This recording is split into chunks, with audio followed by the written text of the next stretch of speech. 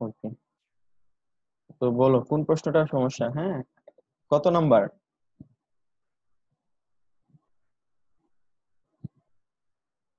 আমি তো স্ক্রল করতেছি, এর মধ্যে দেখো তো কোনটাতে সমস্যা।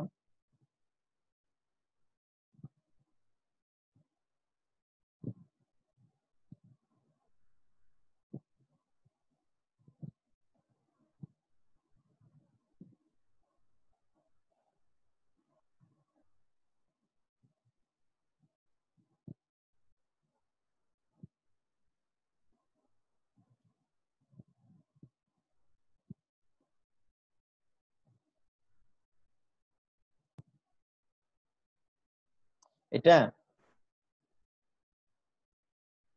13 নাম্বার, 13 লিমিটিং। না স্যার, এটা পারছি। এটা পারছো, ওকে।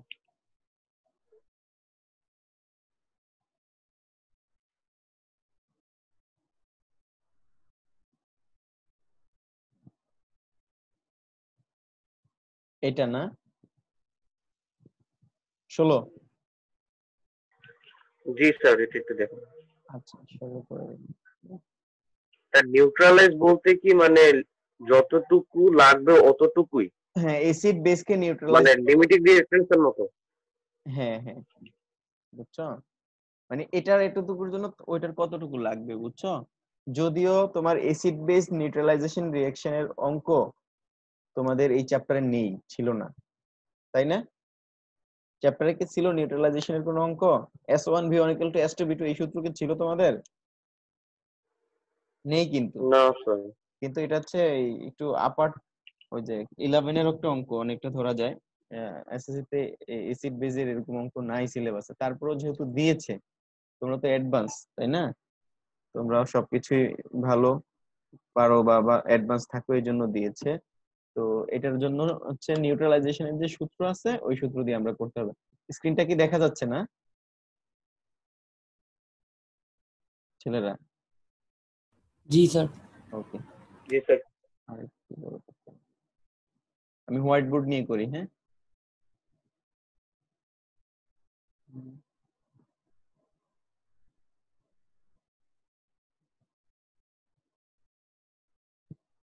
আচ্ছা, এখানেই করে ফেলি।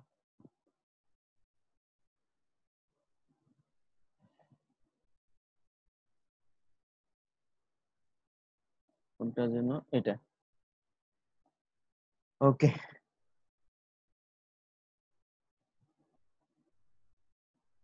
দেখো, how many litres of decimolar hydrochloric acid is required to neutralize 1 liter 1 molar sodium hydroxide solution? Okay. তাহলে দেখো, এখানে তোমার একটা সূত্র আছে। আগে হচ্ছে রিঅ্যাকশনটা লিখতে হয়। HCl hydrochloric acid plus sodium hydroxide NaOH। তাহলে এটা রিঅ্যাকশন কি হবে? Acid plus base, salt plus water, sodium chloride plus water, NaCl plus water. আমি দুঃখিত, আমি এই সূত্রটা করাই নাই তোমাদেরকে। এই 1 নাম্বার যাদের মিস হয়েছে তাদের প্রতি আমি সরি। হ্যাঁ, এখন এটা বইয়ে এই সূত্রটা ছিল না, তারপরেও এটা জানা উচিত। আহ এটার দায় বা দোষ আমি স্বীকার করে নিলাম, তারপর অনেকে পেরেছো। এখন সূত্র হচ্ছে তোমার BS1V1 equals to AS2V2, এটা হচ্ছে ফর্মুলা। বা SAAB দিতে পারো, অ্যাসিডেরটা ABA, আর হচ্ছে ASBVB। বুঝছো, এটা হচ্ছে সূত্র। এখন এই A হচ্ছে অ্যাসিডের,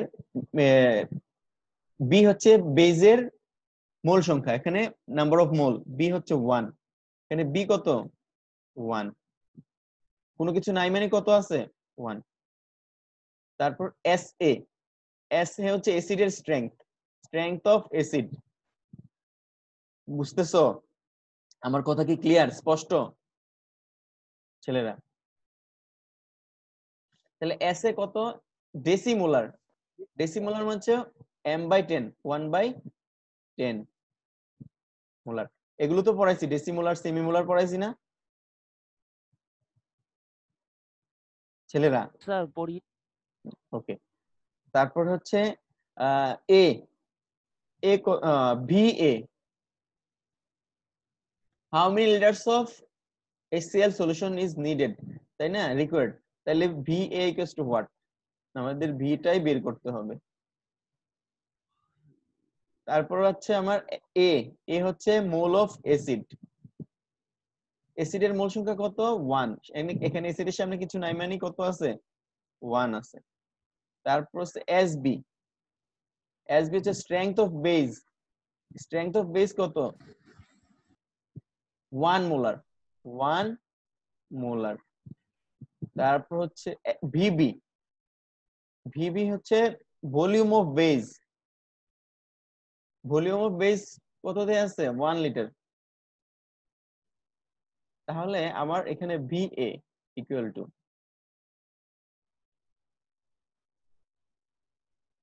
এ S B VB B S এ।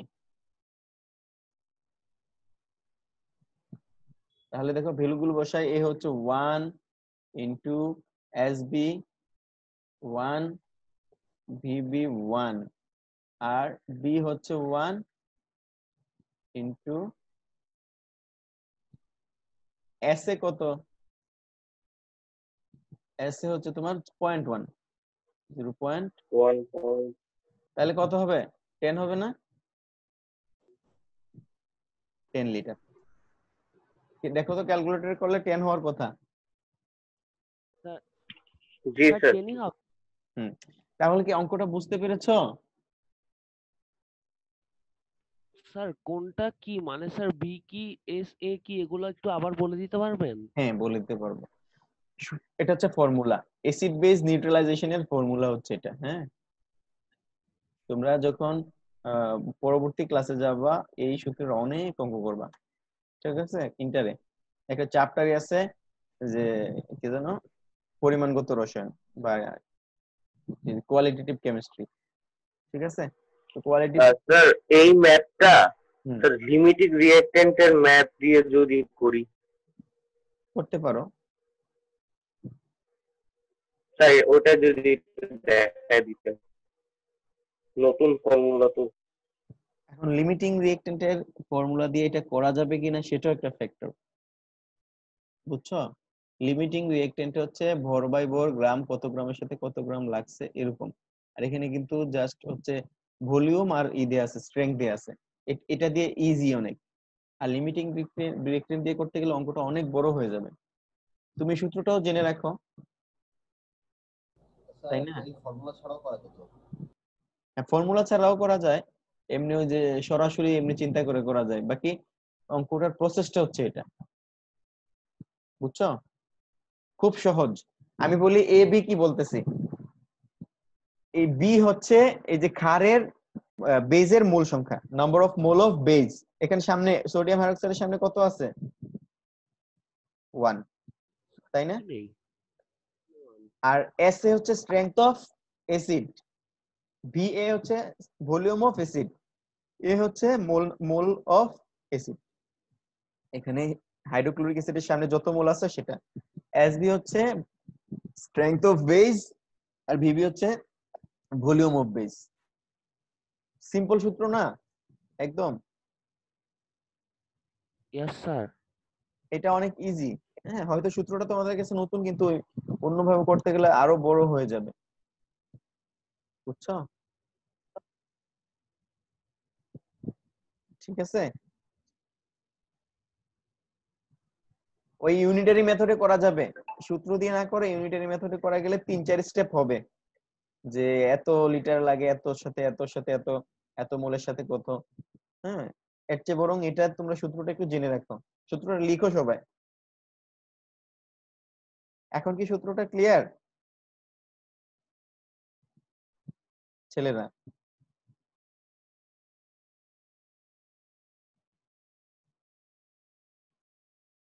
বুঝতেছো?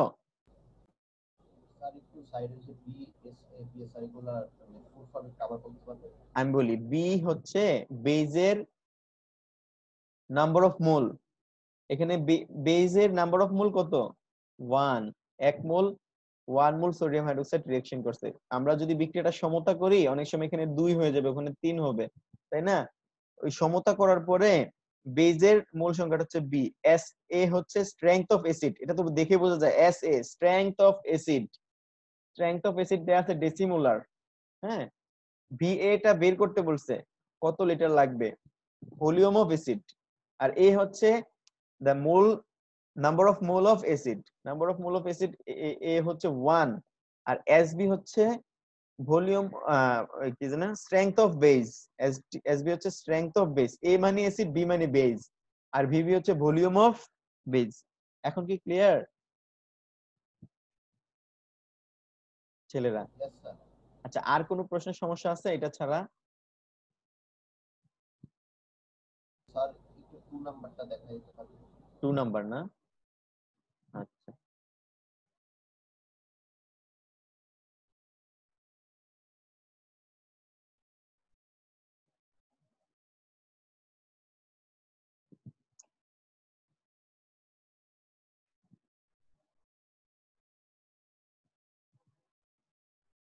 ওকে।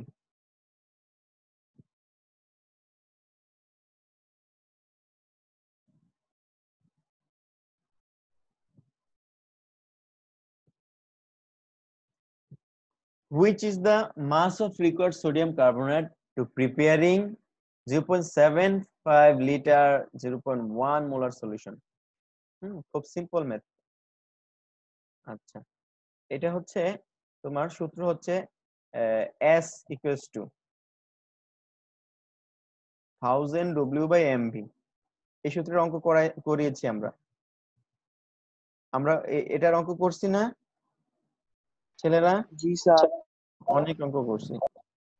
হ্যাঁ, এটা তোমাদের এখন বলছে মাস অফ সোডিয়াম কার্বনেট। হ্যাঁ, তাহলে এই ডব্লিউ ইকুয়াল টু হোয়াট, বুঝছো? তাহলে ডব্লিউ ইকুয়াল টু কি হবে? W equal to S M V by 1000, বুঝছো? এখন দেখো এখানে আমার কি কি দেওয়া আছে। এস কত? এস হচ্ছে 0.1 মোলার। তারপর হচ্ছে এখন হচ্ছে যদি সূত্রটা হচ্ছে যদি তোমার মিলিলিটারে করো তাহলে হচ্ছে তোমার সূত্র 1000 থাকবে, আর যদি লিটারে করো 1000 আর থাকবে না, বুঝছো? এখানে দুইটা কথা। সূত্রটা যে আমি এস এর যে সূত্রটা, এটা কিসের জন্য, কার জন্য ভ্যালিড? মিলিলিটারের জন্য, তাই না ছেলেরা? আমার কথা কি বুঝতেছো? Yes sir. এখন যেহেতু এটা লিটারে আছে তাহলে কি 1000 লাগবে? স্যার লিটার লিটার দিয়ে ও করলে স্যার 1000 না লাগবে? স্যার, লাগবে না। অথবা স্যার কিন্তু এখানে 0.75 কে তো 750 লেখা যায়। হ্যাঁ, এটা 750 মিলিলিটার। যদি মিলিলিটারে করো তাহলে এটাকে করবা 750 মিলিলিটার, বুঝছো? সূত্রটা যেহেতু মিলিলিটারের, বুঝছো? তাহলে হয় মিলিলিটারে নিবা না সূত্র চেঞ্জ করবা। তারপরে হচ্ছে এম হচ্ছে কত? সোডিয়াম কার্বনেট, সোডিয়াম কার্বনেট 46, 106 না ছেলেরা? 46 প্লাস 12 প্লাস হচ্ছে 48 কত হয়? 106 না ছেলেরা? ওকে, ইয়েস স্যার। 106। তারপর হচ্ছে এটা তো আছেই, বাকিগুলো এখন বসাইলে দেখো কত হয়। উম, করো তো, একজন ক্যালকুলেটর করো। 0.1 ইন্টু 106 ইন্টু 750 বাই 1000। এই সূত্রটাতে আমরা মিলিলিটারে বসাতে হয়। এখানে এই ভুলটা হয়তো অনেকে করছে। কত হয় দেখো তো, একটু ইনপুট করো। 7.95। 7.95, এটাই উত্তর।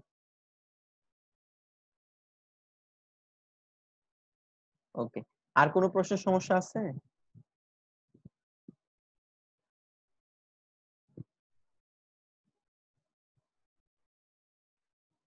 ছেলেরা,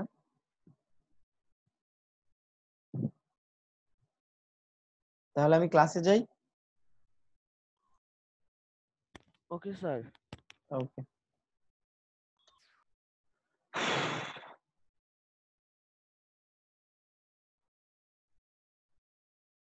হুম,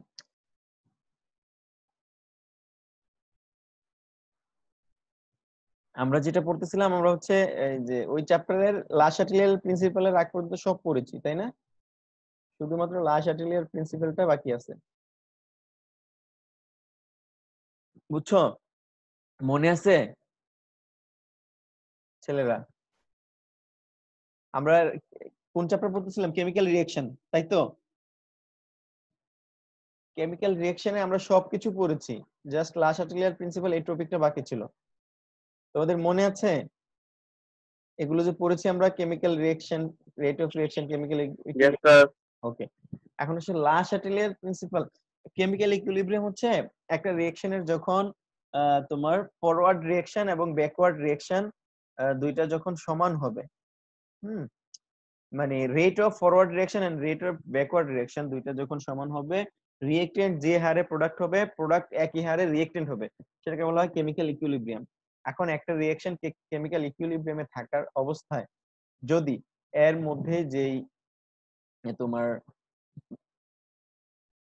পার্ট গুলো আছে, যেটাকে আমরা কি বলি ফ্যাক্টরস, হ্যাঁ, ফ্যাক্টরস গুলো কি টেম্পারেচার, প্রেসার, কনসেন্ট্রেশন, এগুলোর যদি কোনো একটা চেঞ্জ করা হয় at equilibrium of reversible reaction, if any of the factors temperature, pressure and concentration of the reaction, এই তিনটার যে কোনো একটা যদি চেঞ্জ করা হয়, ইকুইলিব্রিয়ামটা কি হবে? চেঞ্জ হয়ে যাবে। the equilibrium position will be shift, ইকুইলিব্রিয়ামটা আর ইকুইলিব্রিয়াম থাকবে না, এটা শিফটেড হয়ে যাবে in such a way that effect of factor is neutralized, এমন ভাবে চেঞ্জ হবে যেন মনে হবে যে ওই ফ্যাক্টরটা চেঞ্জ করার কারণেই চেঞ্জ হয়েছে, ওই ফ্যাক্টরটার কারণেই হয়েছে। বুঝছো?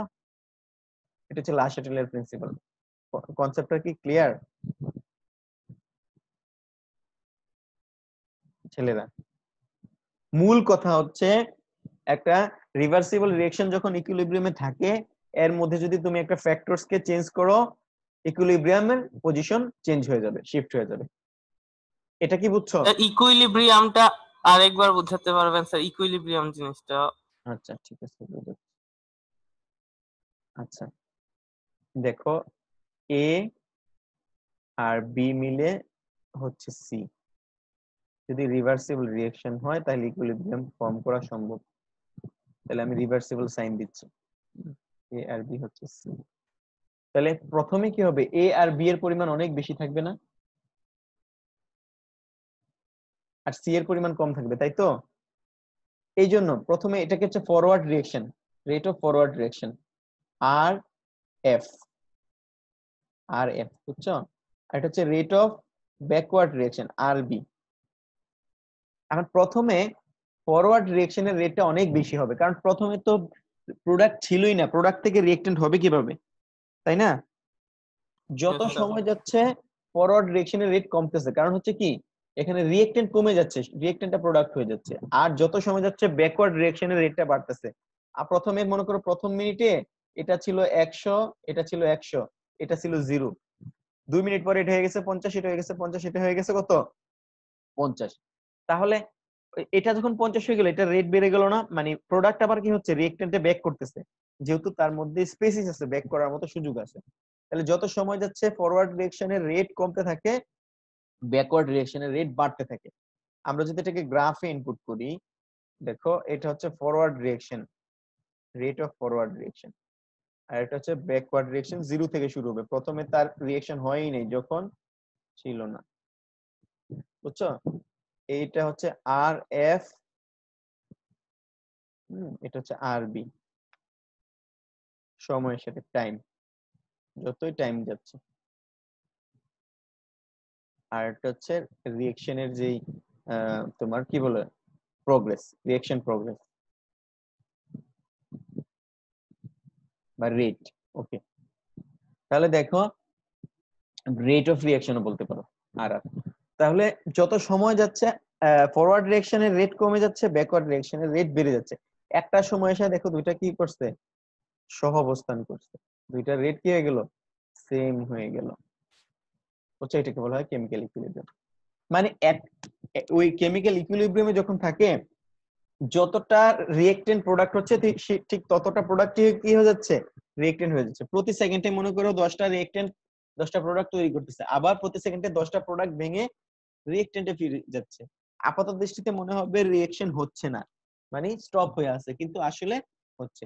এটাকে বলা হয় কি, কেমিক্যাল ইকুইলিব্রিয়াম। এখন কি ক্লিয়ার কেমিক্যাল ইকুইলিব্রিয়াম? আমরা লাস্ট ক্লাসে কেমিক্যাল ইকুইলিব্রিয়াম পড়েছিলাম, একদম লাস্ট ক্লাসে। স্যার এখানে একটা কোশ্চেন ছিল। বলো। স্যার এখানে যে দুইটা রিঅ্যাকটেন্ট যে প্রোডাক্ট হইলো স্যার, তারপরে মানে একটা সময় পরে কি আবার প্রোডাক্টটা আবার রিঅ্যাকটেন্টে ফেরত আসবে? হ্যাঁ, এটাই তো রিভার্সিবল রিঅ্যাকশন, আমরা ডেফিনিশন পড়েছি তো বাবা। রিভার্সিবল রিঅ্যাকশন হচ্ছে, স্যার তাহলে তো এটা মানে যাওয়া আসাই করবে। হ্যাঁ যাওয়া আসাই করবে। এখন হচ্ছে যাওয়া আসা প্রথমে কি যাওয়ার রেট অনেক বেশি থাকে, তাই না? যেহেতু আসার জিনিস নাই, আস্তে আস্তে যাওয়ার রেটটা কমতে থাকে, আসার রেট বাড়তে থাকে। একটা সময় গিয়া তোমার এই যে রিভার্সিবল রিঅ্যাকশনটা ইকুইলিব্রিয়ামে চলে আসে, মানে যতটুকু যাচ্ছে ততটুকুই ফিরে আসতেছে।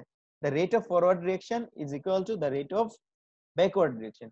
This is called chemical equilibrium বা ইকুইলিব্রিয়াম অফ রিভার্সিবল রিঅ্যাকশন। এখন কি ক্লিয়ার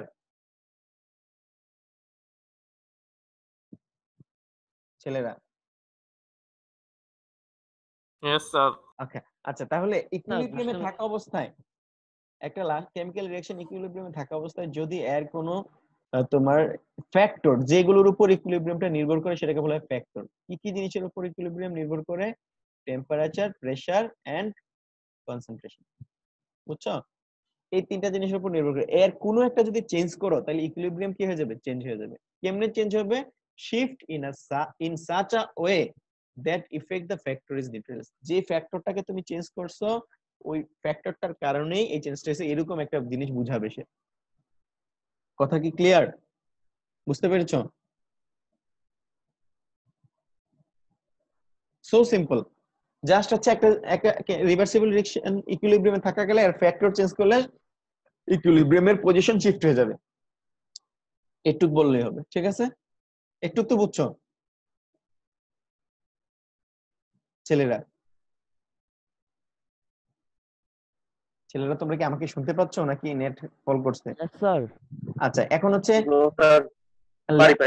লা শাটেলিয়ার প্রিন্সিপাল যেটা, এটা লা শাটেলিয়ার যেভাবে বলছে ডেফিনিশনটা বা তার মতো করে দিতে হবে। এই জন্য এটা একটু, কনসেপ্টটা তো বুঝছো, এটা একটু মুখস্থ করতে হবে, যেহেতু আমরা তার কথা বলতেছি, আমাদের কথা বলতেছি না। হ্যাঁ, এটা একটু পড়ে নেবা, এটা বইয়ে আছে হুবু, আমি বই থেকেই লিখছি। ঠিক আছে, তাহলে নেক্সট। আচ্ছা, এখন আসো কনসেন্ট্রেশন চেঞ্জ করলে, effect of concentration on equilibrium, মানে চেঞ্জেস ইন কনসেন্ট্রেশন। আমরা যদি এই কি জানে বলে উৎপাদের কনসেন্ট্রেশন বাড়াই তাহলে ব্যাকওয়ার্ড রিঅ্যাকশনের রেট বেড়ে যাবে, তাই না? বুঝছো? স্পেসিস বেশি হলে রিঅ্যাকশন বেশি হবে না? Yes sir. আমরা যদি আবার বিক্রিয়কের কনসেন্ট্রেশন বাড়াই তাহলে ফরওয়ার্ড রিঅ্যাকশনের রেট বেড়ে যাবে, বুঝছো? রিঅ্যাকট্যান্টের কনসেন্ট্রেশন বাড়ালে ফরওয়ার্ড রিঅ্যাকশনের রেট বাড়বে, আর প্রোডাক্টের কনসেন্ট্রেশন বাড়ালে ব্যাকওয়ার্ড রিঅ্যাকশনের রেট বাড়বে। অন্যভাবে আমরা বলি, যদি আমরা সময়ের সাথে যে প্রোডাক্ট চেম্বার থেকে প্রোডাক্টকে আলাদা করে ফেলি তখন কি হবে, তার ফরওয়ার্ড ডিরেকশন বেড়ে যাবে।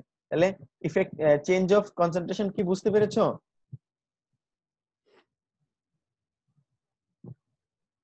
ছেলেরা? যদি আমরা রিঅ্যাকট্যান্টের কনসেন্ট্রেশন বাড়াই তাহলে ফরওয়ার্ড রিঅ্যাকশনের রেট বেড়ে যাবে। ইয়েস হ্যাঁ, স্যার। আর আর স্যার যদি যদি প্রোডাক্টের কনসেন্ট্রেশন বাড়ে তাহলে ব্যাকওয়ার্ড রিঅ্যাকশনের। হ্যাঁ বুঝছো, অথবা আমরা এইভাবে বলতে পারি প্রোডাক্টের কনসেন্ট্রেশন যদি আমি কমাই দেই, প্রোডাক্টকে আমি সময় সাথে সরাই নেই, তারপর কি হবে? ফরওয়ার্ড রিঅ্যাকশনও বেড়ে যাবে।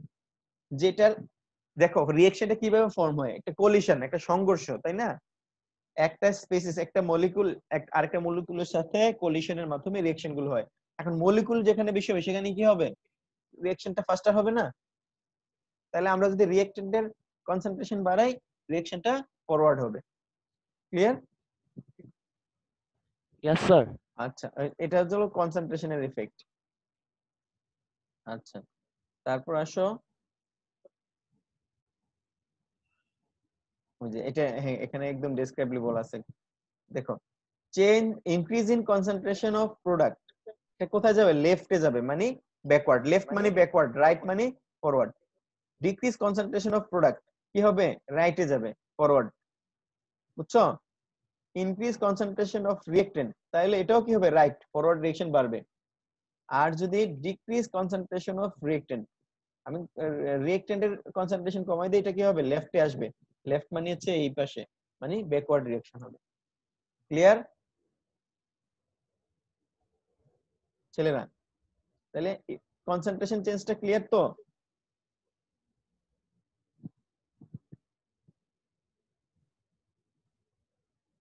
বুঝতে পেরেছো মনে হয়? Yes sir. স্যার এই চারটা কেস স্যার একটু গ্রাফে দেখাই দিতেন। গ্রাফে দেখাবো? চারটা না, বলতে গেলে দুইটা।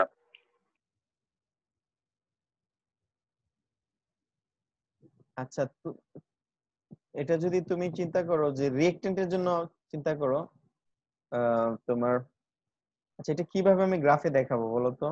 এখানে তো কয়েকটা জিনিস, চারটা জিনিস একসাথে, বুঝছো? এটা গ্রাফ লাগবে না, এভাবেই শিখো। ঠিক আছে, এটার গ্রাফ কোথাও আলোচনা করা হয়নি, কোনো বইও না। এটা ওইভাবে গ্রাফে রিপ্রেজেন্ট করা যায় না, এখানে অনেকগুলো বিষয় তো, চারটা বিষয়। ওই যে তুমি যদি কি জন, আচ্ছা একটা একটা আমি চিন্তা করতে পারি, যেমন তো প্রোডাক্টের রিঅ্যাকট্যান্টের কনসেন্ট্রেশন।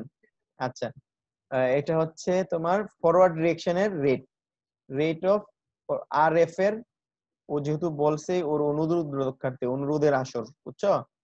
আর এফ, আর হচ্ছে কনসেন্ট্রেশন অফ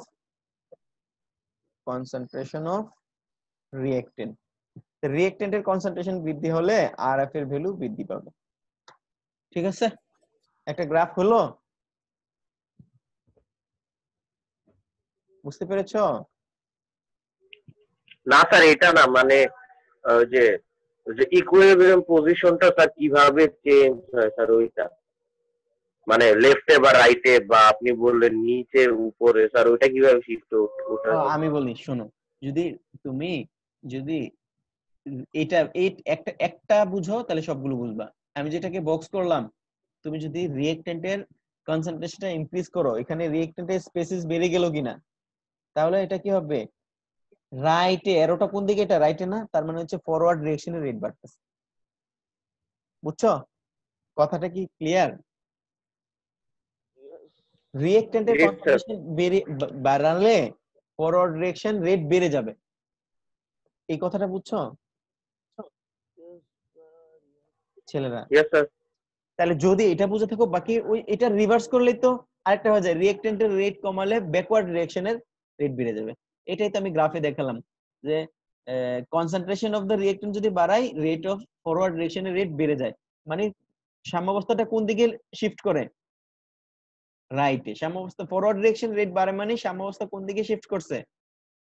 রাইটে, তাই না? মানে সাম্যাবস্থাটা রাইট দিকে, ডান দিকে। এটা বাড়ছে, এটা বাড়া মানে কি? সাম্যাবস্থা কোন দিকে আসা? ডান দিকে আসা। এই অ্যারোটার সাইন কোন দিকে? রাইটে, রাইট পজিশন। এখন কি ক্লিয়ার ছেলেরা?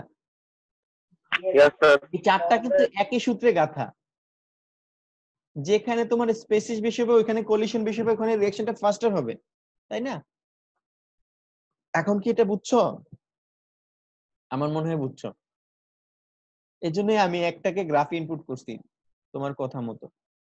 তাহলে আমি কি এই যে টেম্পারেচারে যাই, আমার ক্লাসের আর 4 মিনিট আছে। কনসেন্ট্রেশন তো বুঝছো, ওকে। স্যার টেম্পারেচার দেখো, টেম্পারেচার যদি রিঅ্যাকশনটা হয় এক্সোথার্মিক, মানে এটা এমনিতেই কি করে টেম্পারেচার প্রডিউস করে, তখন এর মধ্যে যদি তুমি আরো কি দাও, টেম্পারেচার দাও, রিঅ্যাকশনটা ব্যাকওয়ার্ড হয়ে যাবে। বুঝছো? আমি বলছি প্রোডাক্টে স্পেসিস যদি বেশি হয় তাহলে কি হবে, এটা দিয়ে আমি বুঝতে পারি। আচ্ছা দেখো, increase the concentration of the product, প্রোডাক্টের পরিমাণ বাড়াই দিলে রিঅ্যাকশনটা কি হবে, ব্যাকওয়ার্ড হবে কিনা? ব্যাকওয়ার্ড মানে লেফট। এটা তো বুঝছো তাই না? হুম ইয়েস স্যার। হুম।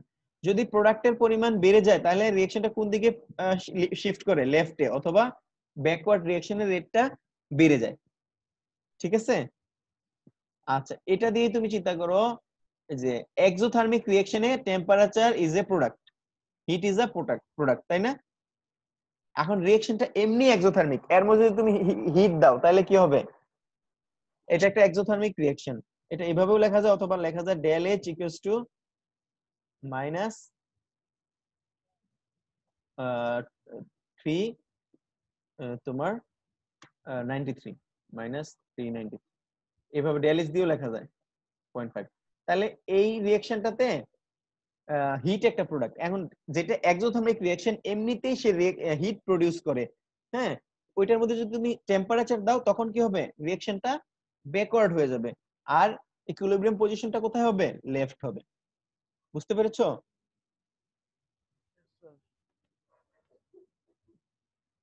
ছেলেরা? কথাটা কি ক্লিয়ার? Yes sir. মানে একটা এক্সোথার্মিক রিঅ্যাকশন আমি লিখলাম, সেটার প্রোডাক্ট হচ্ছে এটা। যেহেতু এক্সোথার্মিক, এটা ডেল এইচ হচ্ছে, নিচে দুই ফরম্যাটে লেখা যায়, বিক্রিয়াটা নিচে যেভাবে লেখা লেখা আছে আগে লিখে রাখছে এই ফরম্যাটেও লেখা যায়, এখন যেটা লিখতেছি এভাবেও লেখা যায়।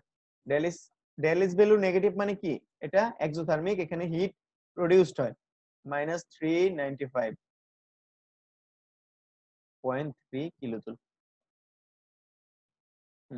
এখন হচ্ছে এই রিঅ্যাকশনটাতে এমনিতে হিট উৎপন্ন হয়, এর মধ্যে যদি আবার হিট দাও রিঅ্যাকশনটা কি হবে, ফরওয়ার্ড না হয়ে ব্যাকওয়ার্ড হয়ে যাবে। পজিশন কোথায় হয়ে চলে আসবে, লেফটে।